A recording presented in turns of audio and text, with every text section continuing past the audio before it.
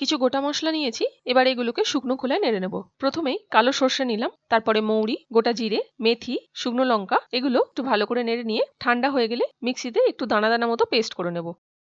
এবারে কড়াইতে 1 কাপ সর্ষের তেল গরম করে গ্রেট করে রাখা আদা দিলাম। আদাটা একটু ভাজা ভাজা হয়ে গেলে এবারে 2 চামচ হিং দেবো আর কেটে রাখা সবজিগুলো দিয়ে দেবো। মূলো, ফুলকপি, গাজর আর কাঁচা লঙ্কা সবকিছু দিয়ে দিলাম, দিয়ে খুব ভালো করে ভেজে নেব।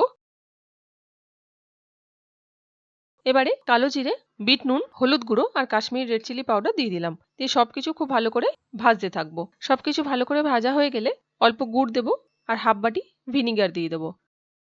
একটু নাড়াচাড়া করে নিয়ে ভেজে রাখা মশলাটা দিয়ে দেবো। সবকিছু ভালো করে ফুটিয়ে নিয়ে নামিয়ে রেখে দেবো। ঠান্ডা হয়ে গেলে একটা পরিষ্কার কাঁচের জারে ভরে 10-15 দিন পরে আচার হিসেবে খাওয়া যেতে পারে। যে কোনো রুটি বা পরোটার সাথে অথবা ডাল ভাতের সাথে খেতে অসাধারণ লাগে এই পাঁচমিশালি নিরামিষ আচার। রেসিপি ভালো লাগলে একটা লাইক করে আমার চ্যানেলটি সাবস্ক্রাইব করার অনুরোধ রইল।